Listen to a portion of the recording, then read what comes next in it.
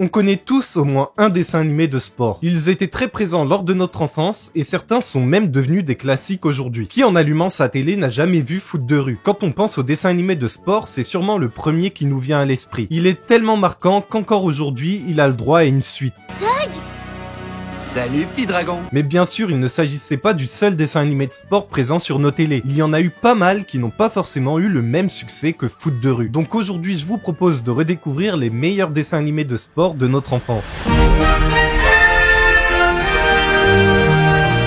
Avant d'avoir des dessins animés de sport à la télé, il y avait d'abord les animés de sport. Car oui, même s'ils étaient diffusés sur les mêmes chaînes que les dessins animés occidentaux, ça n'en reste pas moins des œuvres adaptées de manga. Et des animés de sport à la télé, on en a eu plein. Celui auquel vous êtes sûrement en train de penser, c'est bien évidemment Olive et Tom. C'est sûrement l'un des animés de sport le plus populaire du monde, avec une diffusion dans plus d'une centaine de pays. Même dans les années 2000, les épisodes étaient encore diffusés, alors que l'animé date de 1983. Donc si vous vous en souvenez, c'est soit parce que vous l'avez vu grâce au Club Dorothée, soit grâce à Midi les Zouzous. Évidemment, dans les années 2000, c'était pas le seul animé de sport à occuper nos écrans. Ceux qui regardaient Game One ont sûrement grandi avec High Shield 21 ou Kuroko no Basket. Mais l'animé de sport qui nous a vraiment tous marqué, c'est Inazuma Eleven. Que ce soit en jeu vidéo ou en animé, cette œuvre a su réveiller la passion du foot chez des millions de personnes. Et honnêtement, sans Gulli, j'aurais jamais connu l'arc des extraterrestres ou l'incroyable Coupe du Monde. Mais on n'est pas là pour parler des œuvres japonaises. Même si on va pas se mentir que l'animation et le sport chez eux, c'est quand même très populaire. Pensez à n'importe quelle discipline et vous trouverez sûrement un animé sur le sujet, contrairement au dessin animé. Je vous mets au défi de penser à un dessin animé autre que le basket ou le foot.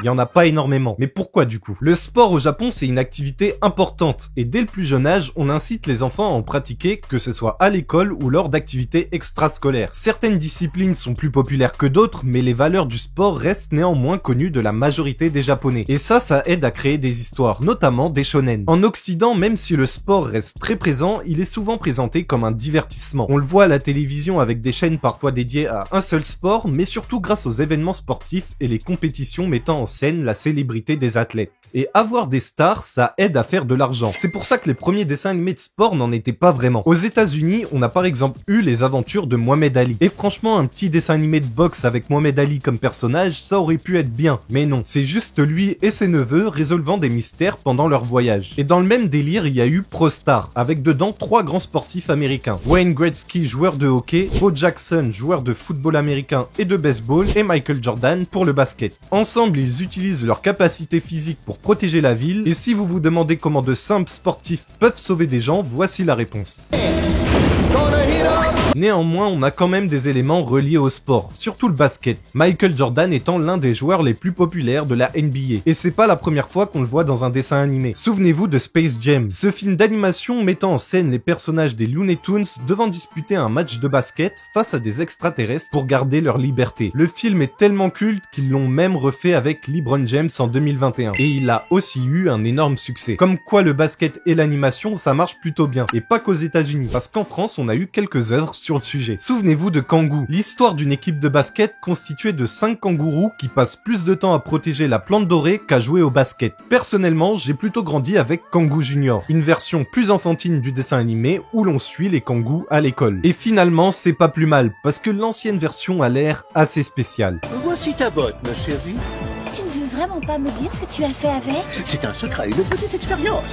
À plus tard. Pour ce qui est du basket en France, on n'a pas un lien aussi fort qu'aux États-Unis, mais on a quand même l'une des plus grandes stars de cette discipline, Tony Parker. Et il fallait bien que lui aussi se retrouve dans un dessin animé. C'est comme ça qu'est né Bask Up.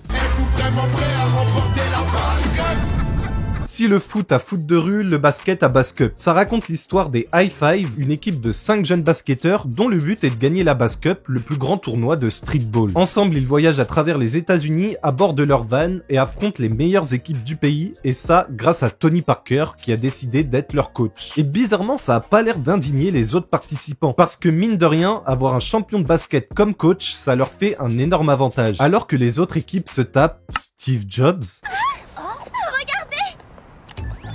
Je crois que je vais m'évanouir. Ouais, il y a plein de personnages surprenants dans Bass Cup, mais pour l'instant, concentrons-nous sur les High Five. Dans leur équipe, on retrouve Stella. C'est la surdouée du groupe et la plus forte au lancer à 3 points. Elle a rejoint l'équipe avec Léo, son frère cadet. C'est le plus petit du groupe, mais croyez-moi, c'est pas ça qui va l'empêcher de dunker. Il est très fort en solo, mais il est encore plus dangereux quand il s'associe avec Mike, la force brute de l'équipe. En attaque ou en défense, il vaut mieux pas l'affronter. Mais en dehors du terrain, il est plutôt timide, contrairement à Mia. Elle s'énerve très vite et a tendance à toujours dire ce qu'elle pense. Sur le terrain, elle utilise ses talents de danseuse pour réaliser des techniques incroyables. Et elle est sûrement l'une des meilleures joueuses du groupe avec Rudy. C'est le capitaine de l'équipe, mais également le personnage principal du dessin animé. Il a pour idole Tony Parker et copie parfois ses techniques spéciales. Le coup spécial de Tony Parker. Lors de la Bass Cup, les High Five vont affronter 14 équipes différentes qui ont toutes une particularité. Les Cowboys, anciennement champions du tournoi de Bass Cup, le Venice Band qui pense plus à prendre des selfies qu'à jouer au basket, les Vaudous qui n'hésitent pas à utiliser la magie pour gagner, ou encore les Reptiles, l'équipe rivale des High Five. Avec eux, tous les coups sont permis, mais c'est surtout à cause de leur coach Slim. Il déteste Tony Parker et fera tout pour que les High Five perdent le tournoi. Et quand je dis tout, c'est quasiment au même niveau que Red Dark qui essaye de tuer l'équipe de Raymond. À la fin de la saison 1, les High Five arrivent à battre les Reptiles malgré leurs coups bas et remportent la Bass Cup. Ils sont désormais qualifiés pour la World Bass Cup et vont devoir représenter les États-Unis à travers le monde. Mais devinez qui n'a pas lâché l'affaire dans la saison 2. Slim, le coach des Reptiles, qui a carrément changé d'équipe. Et dès l'épisode 1, les High Five se font kidnapper par lui à bord d'un bateau. Ça aurait pu s'arrêter là, mais non, il a carrément pris la mer et les a forcés à jouer à un match. Heureusement, Tony Parker était prêt à tout pour les secourir. Je pense que c'est vraiment l'un des coachs les plus dévoués à son équipe. Sans lui, les High Five auraient sûrement perdu depuis longtemps. Et pas seulement à cause des coups bas de leur adversaire, mais aussi car certains joueurs sont facilement déconcentrés. Surtout si Rudy tombe amoureux. Profitez de la présence de l'équipe entière. Couvrez l'événement. Vous ne le regretterez pas. Oui, le personnage que vous venez de voir, c'est Sally Bollywood, et elle fait partie de l'équipe des Bollywood Masala. Quand les High Five ont rencontré son équipe, Rudy est immédiatement tombé sous le charme de Sally, et heureusement pour lui, elle aussi. Mais malheureusement, leur amour est impossible car ils ne sont pas dans la même équipe. Je sais pas, je vais faire un tour, continuez sans moi. Quoi Faut que je file aussi. Oui, mon père m'attend, il doit me parler d'un scénario. Dites-vous, ils ont même pas encore échangé un mot. Le pire, c'est qu'en peu de temps, ils vont finir par s'embrasser. Mais Mia soupçonne que Sally joue la comédie dans le but de déstabiliser Rudy. Et elle a raison de se méfier, car Sally est connue pour être une joueuse qui n'hésite pas à faire des coups bas. Mais pas cette fois. Sally est réellement amoureuse de Rudy, et ça plaît pas aux autres joueurs des Bollywood Masala. L'un d'eux ira même jusqu'à payer des gens pour agresser Rudy. Mia, Léo et Mike ayant vu la scène, iront prévenir Rudy, et il finira par croire que Sally faisait vraiment semblant. Pour prouver qu'elle est innocente, Sally décide de déclarer forfait. Mais son père, lui, n'est clairement pas d'accord avec cette décision. Il menace même Sally de l'envoyer en pension si elle ne gagne pas. Ce qui fait que Rudy n'a pas pu jouer sérieusement pour la protéger. Mais elle insista pour qu'il joue à fond, quitte à lui faire croire qu'elle l'a manipulé. T'as pas encore compris, loser? Comment t'as pu croire qu'une star comme moi pouvait t'aimer? Ouais, cet épisode, il va dans tous les sens. Au final, les High Five finissent par gagner le match grâce à Rudy qui comprend enfin que Sally était sérieuse depuis le début. À la fin de l'épisode, Sally fait semblant d'être blessée pour ne pas être envoyée dans un pensionnat. Et leur histoire s'arrête comme ça. On la revoit dans les autres épisodes, mais bizarrement, c'est comme s'il s'était rien passé. Alors que pour rappel, Rudy a embrassé Sally Bollywood. Bon, quand je dis Sally Bollywood, c'est pas vraiment la détective que vous connaissez, mais ça reste clairement un clin d'œil au dessin animé. D'abord car le design de Sally est quasi similaire, mais aussi parce que c'est pas le seul personnage qu'on voit dans Bass Cup. Dewey, l'acolyte de Sally, fait aussi partie des Bollywood Masala. Et puis les deux dessins animés ont été produits par Téléimage Kids, donc ça fait quand même beaucoup de points communs. Bass Cup, c'était clairement le dessin animé de basket à ne pas rater. Il y avait de l'aventure, de l'humour, et ça partageait énormément de valeurs sportives et humaines importantes. Les High Five apprenaient de leurs erreurs et s'amélioraient à chaque épisode. Tout ça grâce au conseil de Tony Parker qui a réellement été impliqué dans le processus de production. Son expérience de basketteur a beaucoup aidé les réalisateurs lors de la conception des mouvements, mais aussi sur les valeurs sportives qu'il voulait partager. C'est par exemple lui qui a soumis l'idée d'un épisode sur le handi-basket. Et même si son rôle était principalement de la consultation, il voulait tout de même avoir un œil sur ce qu'il faisait et s'assurer que l'objectif du dessin animé reste de donner envie aux enfants de faire du sport. Et c'était pas le seul à se préoccuper de l'importance du sport chez les enfants. Souvenez-vous au début des années 2000, la campagne de sensibilisation Manger Bouger, une initiative de l'État français dont le but est d'améliorer la santé de la population en incitant à manger correctement. Ne mange pas trop gras, trop salé, trop sucré. Des tonnes de campagnes de pub à la télé et dans la rue. Et pour habituer les enfants très vite à prendre soin de leur santé physique, on le voyait également dans des dessins animés. Que ce soit avec À table les enfants qui nous apprenait les différents types de fruits et légumes et comment les déguster, ou avec En grande forme qui nous faisait découvrir différents sports et comment bien s'alimenter pour être en grande forme. Mais à cette époque, il y avait un dessin animé complètement dédié au sport et c'était Bande de sportifs. Salut bande de sportifs! Lui, c'est Théo. Et grâce à lui, on découvrait un nouveau sport à chaque épisode. Le volleyball, le patinage artistique, le surf. Il a quasiment fait tous les sports, même les moins connus. Dans chaque épisode, on rencontrait de vrais sportifs qui faisaient essayer à Théo leur discipline. Mais malheureusement, il était pas très doué et pouvait parfois se faire très mal. À chaque fin d'épisode, on avait le droit à une petite leçon de sa part et bien sûr un rappel que d'autres informations sont disponibles sur le site mangerbouger.fr, qui est d'ailleurs toujours actif. Bande de sportifs a sûrement dû en aider plus d'un à choisir un sport, surtout qu'il se voulait inclusif en proposant des épisodes sur le handisport comme le cécifoot ou le handi-tennis. Ça permet à de nombreux enfants de voir au-delà de ce qu'ils connaissent déjà, comme le foot qui était omniprésent dans le milieu animé. C'est le sport le plus populaire du monde, ça semble donc logique qu'il soit autant représenté dans la pop culture. Mais bien que les dessins animés de foot soient si nombreux, ils n'en demeurent pas moins uniques en leur genre. Prenez Super Strika par exemple, ce dessin animé sud-africain mettant en avant une équipe de foot affrontant des équipes à travers le monde. Ou encore Kung Foot, cette équipe de 11 joueurs tous spécialisés dans un sport, la capoeira, le tir à l'arc et bien sûr le Kung Fu. Ça leur permet à tous de pratiquer le foot d'une façon totalement différente. Ensemble, ils forment l'équipe des Météores et leur objectif est de remporter la Coupe Gominor. Et pour ça, ils ont le meilleur entraîneur à leur côté, Pat Murphy, un ancien champion à la retraite. Il a gagné la finale du championnat face à Monsieur Gominor, le fondateur du tournoi, qui pour se venger a décidé d'empêcher les Météores de remporter la coupe. Et pour cela, il n'hésitera pas à racheter toutes les équipes qui joueront contre eux. Mais leurs adversaires n'étaient pas très nombreux. En 26 épisodes, ils ont souvent joué contre les mêmes équipes. Et les matchs suivaient le même schéma. Les Météores sont en difficulté à cause de Gominor, ils changent de tactique et finissent par gagner en déjouant la tricherie de leur adversaire. Et ça, toujours grâce aux mêmes personnages. Car dans l'équipe, seuls 5 protagonistes étaient vraiment mis en avant. Salut à tous, moi c'est Franck, on est nouveau dans le quartier. Eh mais c'est la même voix que Tag. Si le dessin animé s'appelle Kung Foot, c'est parce que les Météores ont une façon différente de jouer au foot, en réalisant toutes sortes d'acrobaties et de pirouettes pour marquer. Malheureusement, l'animation n'aide pas à rendre leurs mouvements extraordinaires. On reste souvent sur des gestes simples. Et même s'il arrive parfois que les Météores nous surprennent, du côté de Galactic Football, on était sûr d'en avoir du spectacle.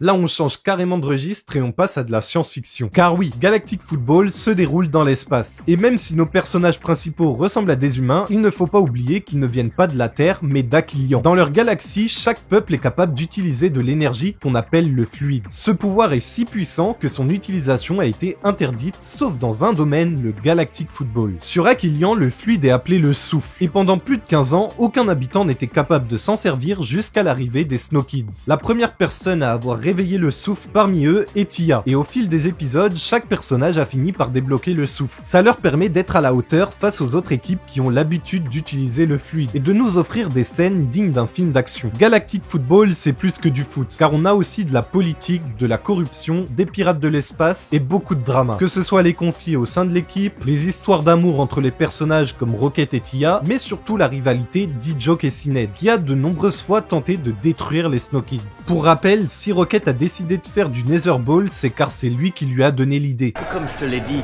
pas d'entraîneur, pas de coéquipier. Un bon vieux 1 contre 1 à l'ancienne comme on faisait avant.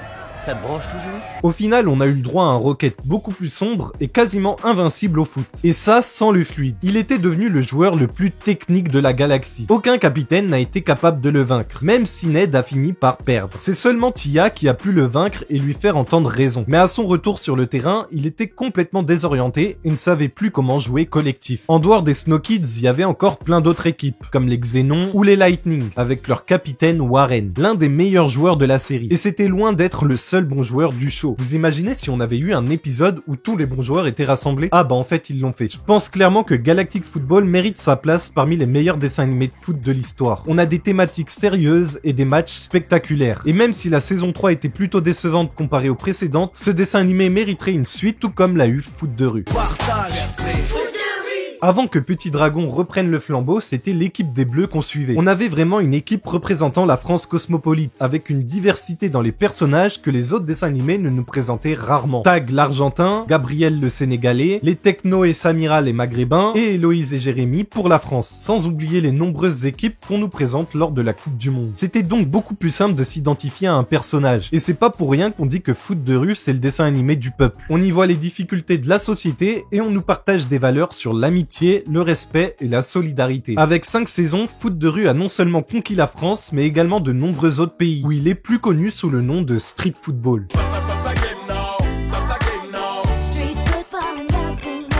Et ce succès s'explique logiquement par la popularité du foot, qui est le sport le plus accessible aujourd'hui. Jouer au foot dans la rue, c'est le quotidien de millions d'enfants à travers le monde. Souvenez-vous des fois où vous utilisiez vos cartables en guise de cage. C'est ça l'esprit foot de rue. Du foot sans règles et sans limite de terrain. Bon, j'avoue que parfois ils abusaient dans le dessin animé, mais c'est ce qui fait le charme de la série. Mais ça justifiait pas du tout que la police s'acharne autant sur des gamins de 10 ans. Ils considéraient le foot de rue comme une activité illégale. Le maire pouvait parfois même mettre les grands moyens pour arrêter tout ça. Vraiment, au début, le foot de rue était détesté de tous les habitants de Port-Marie. Les choses ont vraiment commencé à changer quand les Bleus ont représenté la France lors de la deuxième Coupe du Monde. Même les pires haters suivaient le match. Maintenant, c'est à la vie à la mort, les petits gars.